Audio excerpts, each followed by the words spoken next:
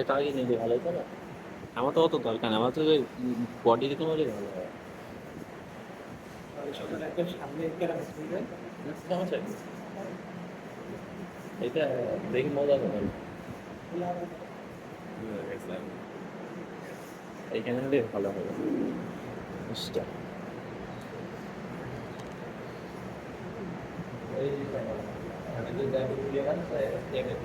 আছে কি? এইখানে থাক, ওখান থেকে বেশি দূর গেলে থাক। আপনি সামনে নিয়ে পাশ হয়ে গেছে, সামনে নিয়ে আসুন। অ্যাঙ্গেলেই থাক, ওকে। আপনি সামনে নিয়ে আসুন। الحمد لله نحمده ونستعينه ونستغفره ونؤمن به ونتوكل عليه ونعوذ بالله من شرور انفسنا ومن سيئات اعمالنا من يهد الله فلا مضل له ومن يضلله فلا هادي له ونشهد أن لا إله إلا الله وحده لا شريك له ونشهد أن محمدا عبده ورسوله قال الله تعالى في شأن حديث الله وملائكته يصلون على النبي يا أيها الذين آمنوا صلوا عليه وسلموا تسليما اللهم صل على محمد وعلى آل محمد كما صليت على إبراهيم وعلى آل إبراهيم إنك حميد مجيد اللهم بارك على محمد وعلى آل محمد كما باركت على إبراهيم وعلى آل إبراهيم إنك حميد مجيد أما بعد فأعوذ بالله من الشيطان الرجيم بسم الله الرحمن الرحيم يا أيها الذين آمنوا اتقوا الله وكونوا مع الصالحين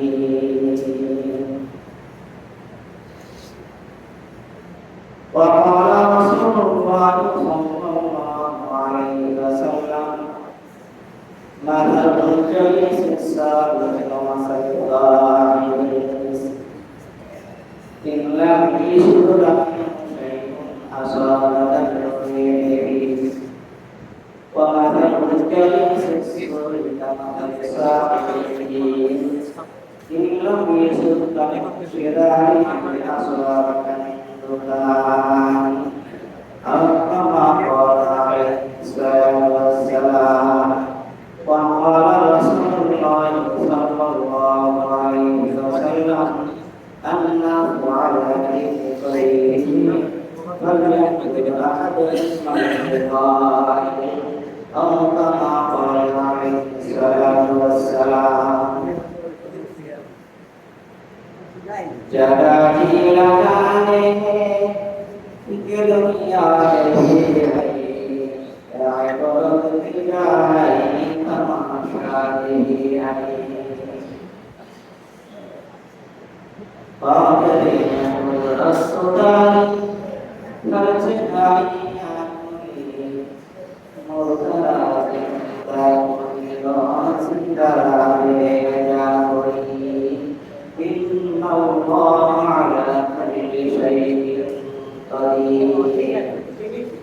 Alhamdulillah, Allah barak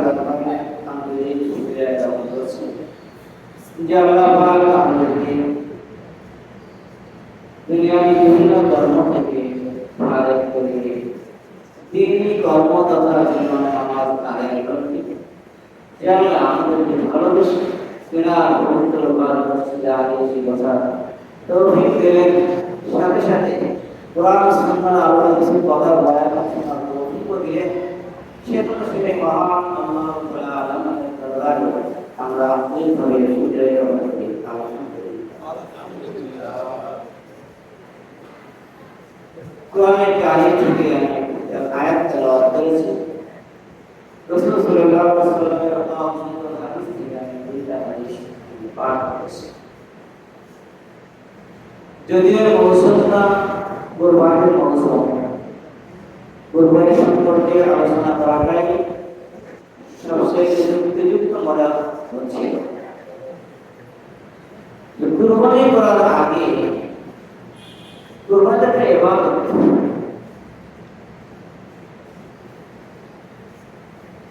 যে ইবাদতের সওয়াবগুলো ধরে রাখতে হবে, যে কোনো ইবাদতের সওয়াব ধরে রাখতে হবে। সেজন্য সেই ইবাদতের সওয়াবগুলো কিভাবে ধরে রাখা যায়, এই জন্য মূলত সেই টার্গেট নিয়ে আমি কোরআনের কারিম থেকে আয়াত তেলাওয়াত করেছি। আল্লাহ পাক বলেন, ইয়া আইয়ুহাল্লাযীনা আমানু তাকুল্লাহ ওয়া কুনু মা'আস সাদিকিন। আল্লাহ পাক মানুষদেরকে, ঈমানদারদেরকে ডাক দিয়ে বলেন, হে ঈমানদারেরা, তোমরা আল্লাহকে ভয় করো। ভয় করো, কিভাবে ভয় করো? ভয়টা আসবে কিভাবে? আল্লাহ পাক বড় করে জানা দিয়েছেন,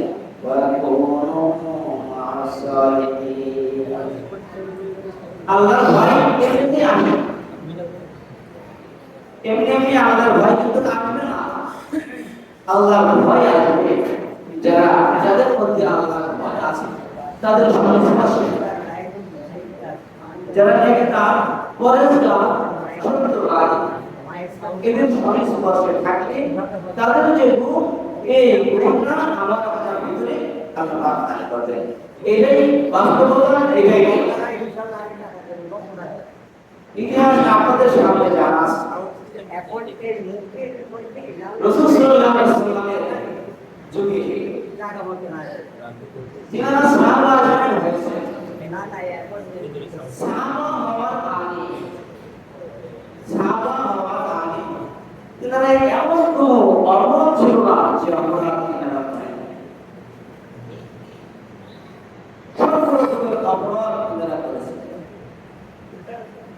কিন্তু রাসূল সাল্লাল্লাহু আলাইহি ওয়াসাল্লামের আগমনের পর তিনি যখন তাওহীদের সালাত ও আখিরাতের দাওয়াত দিলেন, তিনার সংস্পর্শে যখন এই মানুষগুলো গেল, তখন একজন মানুষ সবাই পবিত্র করে দিলেন। সুবহানাল্লাহ। মুসলমান ভাইরা, এখানে শেষ নয়, পৃথিবীর নিয়ম, কোন ব্যক্তি যদি কোন গুণ অর্জন করতে চায়, এই গুণের সেই ব্যক্তির শরণাপন্ন হতে হয়। কোন ব্যক্তি যদি ভালো হতে চায়, তার ভালো সংস্পর্শ অবলম্বন করতে হয়। কাঠ মিস্ত্রি হতে হলে কাঠ মিস্ত্রির কাছে যেতে হয়, সেই গুণ শিখতে হয়, সেই নিয়ম কানুন শিখতে হয়। মুসলমান ভাইরা, আমরা ইমানদার, আমরা মুত্তাকি হব, এমনি হব না, এমনি কোন কাজ হয় না। সামনে একদম রাহাবার লাগে, একদম নমুনা লাগে, যে নমুনা আল্লাহ তাআলা দিয়েছেন, তোমরা আল্লাহ ভয় করবে, এমনি হবে না। আল্লাহ ভয় করতে হবে, যাদের দিলে আল্লাহ ভয় আছে তাদের সঙ্গে সরাসরি চলে যাও। সরবতে ইনসান লা তুরাসু আলাইকুনা সরবতে তাআলাকুনা তাআলাকুনা আইরা তোর পাশে আগে আগে মত যারে মত কোনা তাআলাকুনা আতুরা আলো জাহানা যারে মত কোনা জাহানি মান সানাত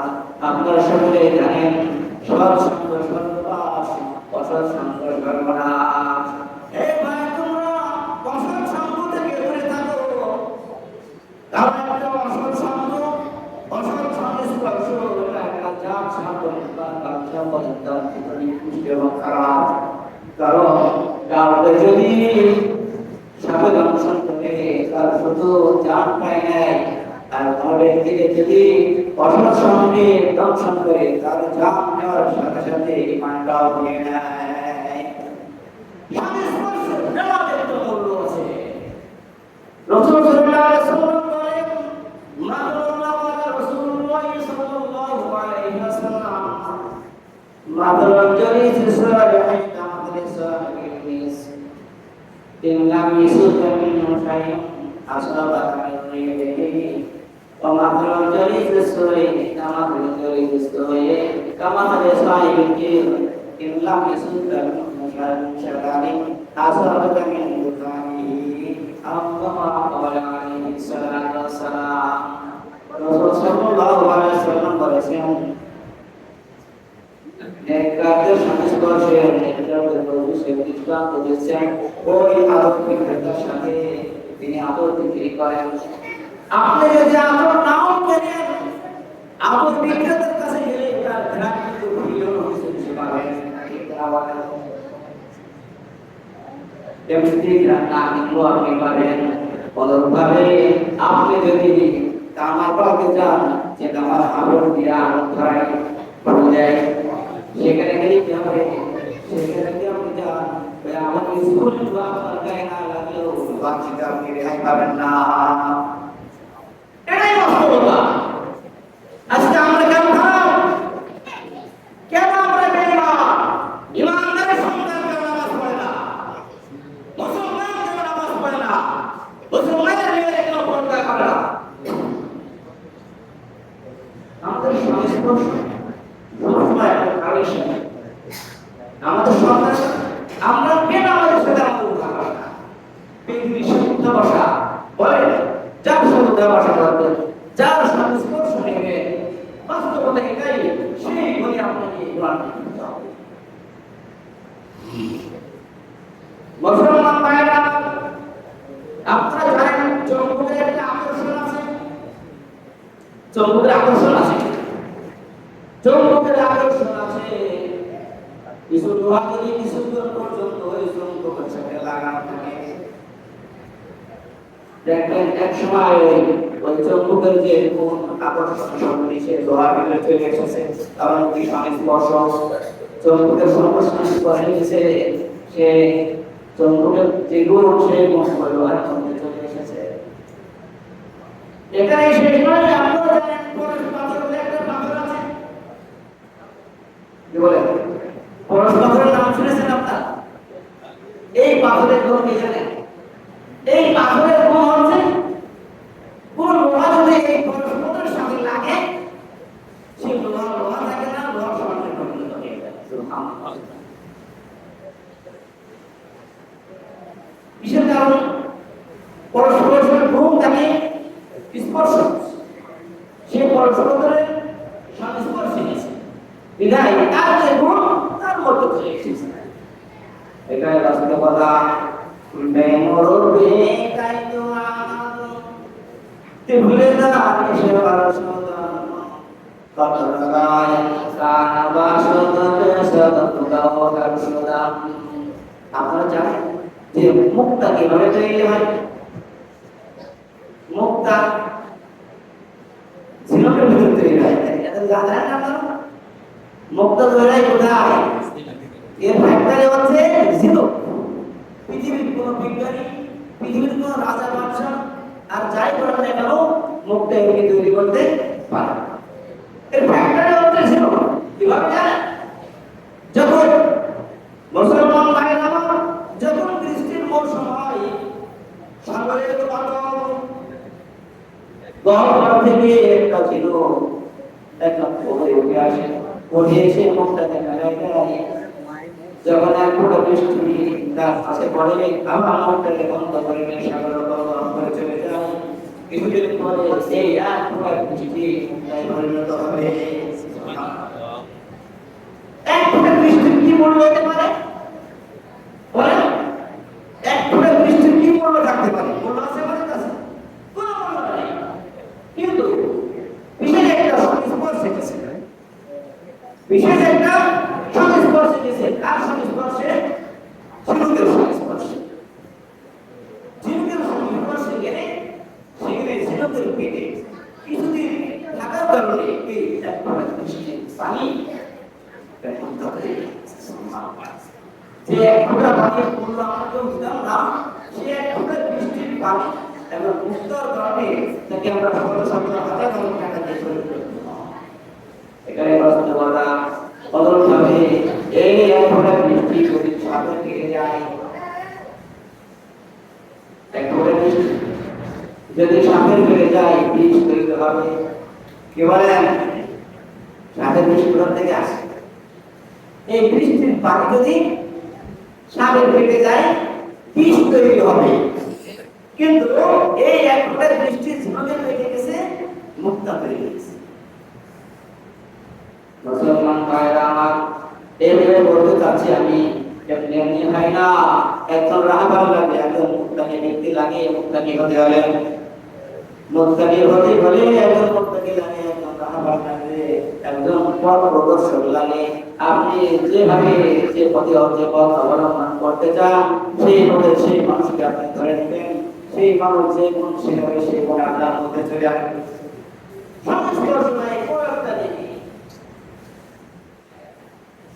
আমাদের সমাজের মানুষ এই সংস্পর্শ প্রত্যেকে আছে, প্রত্যেকের সংস্পর্শটা আছে। নিরামিষে ওঠা বসা সবার কিন্তু আছে, শুধু অভাব সব সংস্পর্শ। আমাদের সমাজের মানুষ দিন থেকে বিমুখ, কোরআন থেকে বিমুখ, হাদিস থেকে বিমুখ, নামাজ থেকে বিমুখ, ইসলাম থেকে বিমুখ। কারণ হলো আমাদের সর্বসময় উঠা বসা চলাফেরা হয়। যারা দিন বিমুখ, কোরআন বিমুখ, হাদিস বিমুখ, নামাজ বিমুখ, তাদের সাথে আমাদের উঠা বসা করার কারণে আমরা সেই নামাজ বিমুখ, কোরআন বিমুখ, হাদিস বিমুখ হয়ে গেছি, মসজিদ বিমুখ হয়ে গেছি। এটাই বাস্তবতা। দেখেন, অথচ ইতিহাস আপনাদের জানা আছে।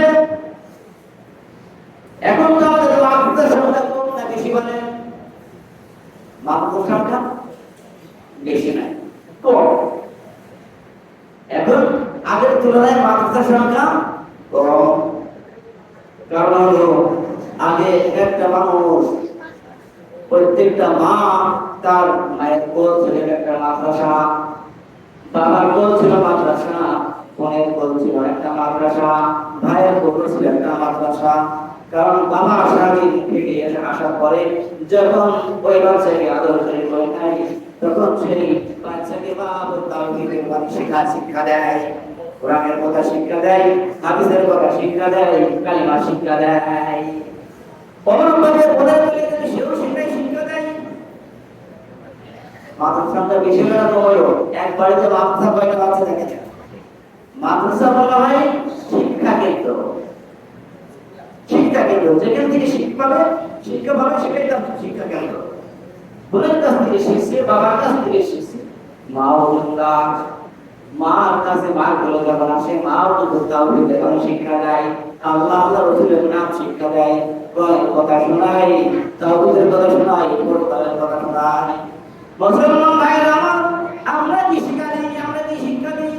আমরা শিক্ষা দিতে চাই বাবা সন্তান কথা বলতে আরম্ভ করলে বাবা বড় থেকে ডর মানে কি, র‍্যাব মানে কি, ক্যাট মানে কি। প্রথমে আমরা কুকুর বিড়াল ভিতর দিয়ে প্রেশার ভর্তি করে দিয়েছি, মেমোরি শেষ। কি বলে? প্রথমে কি মেমোরি ফুল হয়ে গেছে? বলেন, মেমোরি যদি ফুল হয়ে যায়, এখন ওইগুলো ডিরেক্ট করা ছাড়া দিয়ে আর কিছু ঢুকবে না। মেমোরি যদি ফুল হয়ে যায়, সেখানে আর কিছু ঢুকে না, সেখানে ডিরেক্ট করা পর্যন্ত। অনুরূপভাবে প্রত্যেকটা মানুষের, প্রত্যেকটা সন্তানের মেধা বেড়ে একটা মেমোরি, এখানে যেটা দেবেন সেটাই সে গ্রহণ করবে। ছোট থেকে যেটা শিক্ষা দিবেন সেটাই সে গ্রহণ করবে। ছোট থেকে তাওহীদ শিক্ষা দিয়েছেন, সে তাওহীদ কি হবে। কোরআন শিক্ষা দিয়েছেন, কোরআন পড়তে হবে। হাদিস শিক্ষা দিয়েছেন, হাদিস পড়তে হবে। নামাজ শিক্ষা দিয়েছেন, নামাজ পড়তে হবে, সে নামাজ পড়বে। তারপর শিক্ষা দিয়েছেন, সে মুত্তাকি হবে। কারণ মা মুত্তাকি, বাবা মুত্তাকি, তাদের সংস্পর্শটা ভালো ছিল। কি বলে? আজকে আমার ভাই খারাপ কেন? আমাদের বাপ মা আমাদের নামাজি নয়, মা বেনামাজি, বাবা বেনামাজি, বাবা কোরআন জানে না, মা কোরআন জানে না, ভাই বান্ধব কোরআন জানে না, ইসলাম কি জানি বোঝে না, কালিমা শিখে না, কালিমা শিখে না। যার কারণে ওই মা বাবার তাদের সন্তান থাকা অবস্থায় ওই সন্তান ভালো কিছু শিখতে পারে না, যার মানুষের মুত্তাকি পরহেজগার হতে পারে না। এই জন্য আল্লাহ পাক বলে দিয়েছেন, ইয়া আইয়ুহাল্লাযীনা আমানু তাকুল্লাহ ওয়া কুনু মা'আস সাদিকিন। হে ঈমানদাররা, তোমরা আল্লাহকে ভয় করো, আর এই ভয় কেমনি আসবে না, তোমরা নেককারদের সংস্পর্শে চলে যাও, সৎ সংস্পর্শে চলে যাও, এই সৎ সংস্পর্শ তোমাদেরকে সৎ বানাই দিবে। সুহাবতে সাআত লাতুরা সালে মুনাদ, সুহাবতে তালে তুরা তালে মুনাদ, আই বিরাদান দূর বশার ইয়ার বাদ, ইয়ার পরবত তরবত নাজমারে বাদ মারে বতন আতুরা বড় জানাদ, ইয়ারে বড় জানই মানত সোনাদ। কবি বলে দিয়েছেন, সৎসঙ্গ সর্বনাশ, অসৎসঙ্গ সর্বনাশ। এবার তোমরা অসৎসঙ্গ থেকে বিরত থাকো, অসৎসঙ্গ থেকে বিরত থাকতে হবে। আপনার সংস্পর্শ হবে নামাজে মুক্তির সাথে, যারা রোজাদার তাদের সাথে আপনার সংস্পর্শ হবে, তাদের আপনার চলাফেরা তাদের সাথে হতে হবে। মুত্তাকি পরহেজগারের সাথে আপনার চলাফেরা হতে হবে। গান জাগরের সাথে যাবেন, গান জাগর হবেন।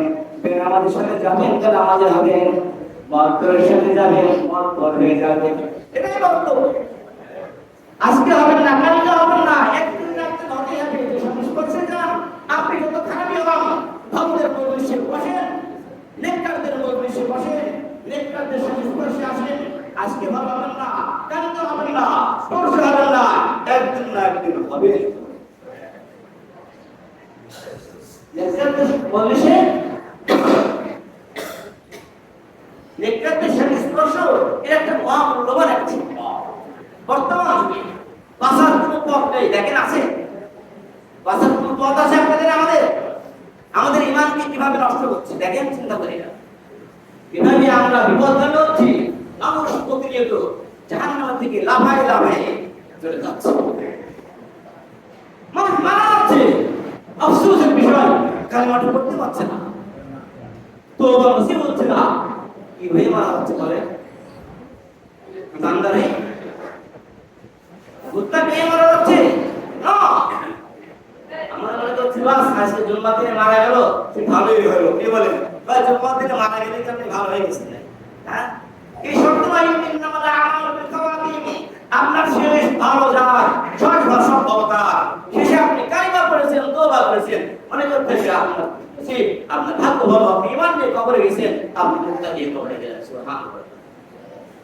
আপনারা কি সকালে চান না আমাদের সন্তান সন্ততি, আমাদের ছেলে মেয়ে নামাজি হোক, কোরআনি হোক, হাদিসওয়ালা হোক, দিনদার পরেজগার মুত্তাকি হোক? সকলে চান না আপনারা? সকলে যদি চান, আজকে থেকে ওয়াদাবদ্ধ হন যে এখন থেকে আমাদের সংস্পর্শে যাব, যা হয়েছে হয়েছে। আমাদের সাথে আমাদের উঠাবসা চলেছে এক সময়, আর নয় আপনার এখন আমাদের উঠাবসা হবে নামাজি ব্যক্তির সাথে, দিনদার ব্যক্তির সাথে, পরেজগার ব্যক্তির সাথে। মা বোনদেরকেও আমি বলি, মা বোনদেরও উঠাবসা হবে নেককার দিনদার মেয়েদের সাথে। কি বলেন? পর্দাবাসী মেয়েদের সাথে উঠাবসা। এই সমস্ত গুণ ইনশাআল্লাহ তার ভিতরেও চলে আসবে।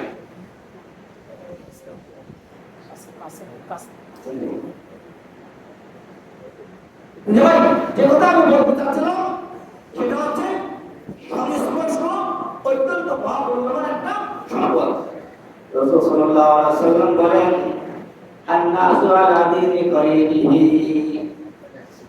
মানুষ তার বন্ধুর রঙে রঙিন হতে চায়, বন্ধুর যে গুণ সেই গুণে গুণান্বিত হতে চায়। দেখেন না, দুজনে যে বন্ধু থাকে, এক বন্ধুর এক জামা পড়লে সেই বন্ধু দুটো ওই জামা কিনতে চায়। ভালোবাসার কারণে, মহব্বতের কারণে। এই তোমার সঙ্গে আপনি সম্পর্ক দেন, তোমার আমার একই পোশাক, সকলে বলবে আন্তরিক সম্পর্ক আছে। আন্তরিক সম্পর্কের কারণে মূলত তারা এক পোশাক, এক জুতা, এক টুপি, এক রকম পোশাক যাত্রা করে, কারণ কি মানুষ সকলে চাই বন্ধুর রঙের হতে। পরে আমাদের বন্ধু কি হবে? আমাদের বন্ধু আমাদের এখন তো আল্লাহ নবী নাই, সাহাবা নাই, তাবিন তাবিন নাই, এবার আমাদের বন্ধু বানাতে হবে এই যুগের সবচেয়ে সন্তান আলেম ওলামা। বর্তমানে আলেম ওলামার সংস্পর্শই আমাদের জন্য পারফেক্ট, এটাই আমাদের পূরণ করতে হবে। কারণ আল্লাহ পাক বলেন ইন্নামা ইয়াখশাল্লাহ মিন ইবাদিহিল উলামা। আল্লাহকে ভয় করলে একমাত্র আলেমরাই ভয় করে, আলেমরাই একমাত্র আল্লাহকে ভয় করে, অন্য কারোর কথা বলেনি আল্লাহ পাক। আমি সবাই ঠিক আছে না? ইন্নামা ইয়াখশাল্লাহ মিন ইবাদিহিল উলামা। আল্লাহকে একমাত্র আলেমরাই ভয় করে। আমাদের উঠাবসা হতে হবে আলেমদের সাথে, মানুষের না আলেমদের সাথে।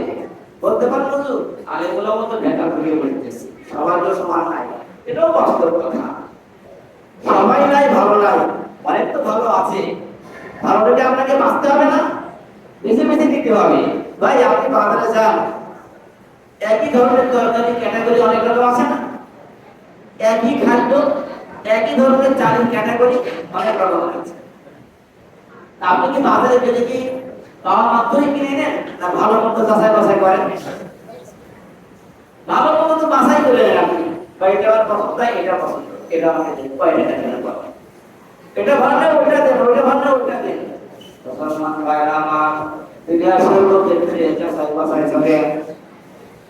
আমরা ভালো মন্দ বেছে নিই, কিন্তু আমরা দিনের জন্য, পরকালের জন্য, পরকালের সাথে আমরা কিন্তু এগুলা যাচাই বাছাই করি না। কোনটা ভালো মন্দ দাঁড়িয়ে টুপি দেখলি তারপরে চলবে। আমাদের সমাজে কি করে, দাঁড়িয়ে টুপি দেখলি তারা সরল মনা মানুষ, তো আমরা সরল মনা মানুষ, দাঁড়িয়ে টুপি বিশ্বাস। মুসলমান ভাইয়ের আমার, দাঁড়িয়ে টুপি খারাপ নয়, ভালো জিনিস। তার মধ্যে ভালো মন্দ আপনাকে বাছাই করে নিতে হবে, সব সঙ্গে আপনাকে চিনে নিতে হবে। কোন ব্যক্তি ভালো, কোন ব্যক্তি খারাপ, ভালোটাকে আপনাকে গ্রহণ করতে হবে, অসৎটাকে ছেড়ে দিতে হবে, খারাপটাকে ছেড়ে দিতে হবে। যদি আমি বাঁচতে চাই, আমি পেতে চাই, জান্নাতের সুখে রাখতে চাই, আমাকে সৎসঙ্গ কোনো কিছু না। আমাদের বর্তমান সমাজে আমরা এমনিতে সময়গুলো নষ্ট করি, এমনিতে বসে বসে সময়গুলো নষ্ট করি, কিন্তু আমরা একটু ভালো সংস্পর্শে কিন্তু শিখবো, সে ভাগ্য আমাদের নসিবে হয় না। সে আপনাদের কথাই বলি, এই সমাজে কত মানুষ আছে আলেম ওলামার কাছে আপনাদের কয়দিন এসেছেন বা কয়জন এসেছেন? দীর্ঘদিন তো মসজিদের বয়স হয়ে গেছে, এখানে অনেক আলেম ওলামা এসেছেন। মসজিদ হাফেজ সাহেব ব্যক্তি, কোরআনের হাফেজ, কয়জন এসেছেন? ভাই আপনি সূরা একটু শিখাই দেন, কালেমা একটু শিখাই দেন, বা আমার কালিমাটা শুদ্ধ হয়ে গেলে একটু দেখেন। এসেছেন এসে না, আলেম ওলামার দিকে আমরা দূরে সরতে চাই, দূরে সরতে চাই, দূরে সরতে চাই। ভাই লস ক্ষতি আপনার, আলেম ওলামার কোনো ক্ষতি হবে না, ক্ষতি হলে আপনার হবে। কারণ আপনি সংস্পর্শ থেকে দূরে সরে গিয়ে আপনি অসৎ সংস্পর্শ অবলম্বন করেছেন, যে অসৎ সংস্পর্শ ঠিকানা হচ্ছে আপনার। অতএব ভাই আমি আপনাদের বলি ওরা আহ্বান জানাবো, আমি আপনি পরবর্তী পারলাম, আমি অবশ্যই পরবর্তী পারি না ভালো আজ নাই কাল ভাই, কিন্তু আজ নেই পরবর্তী দিকে লক্ষ্য রেখে আমরা কোরআনের পক্ষে চলে আসি, আমি তো পক্ষে চলে আসি, প্রত্যেকে আমরা চলে আসি। দেখবেন আপনি কি হবে, দুনিয়াতে সফলতা পাবো, আর দরবারে মুক্তি দিয়ে আল্লাহ আমাদের তৈরি জান্নাত, আল্লাহ আমাদের তৈরি করে দিয়েছেন মুমিন মুত্তাকির জন্য, সেই জান্নাতেও আমরা যেতে পারবো। আল্লাহ সবাইকে এই শান্তিকে কথা বলে আল্লাহ তৌফিক দান করুন। যারা সুন্নাত আমরা সুন্নাত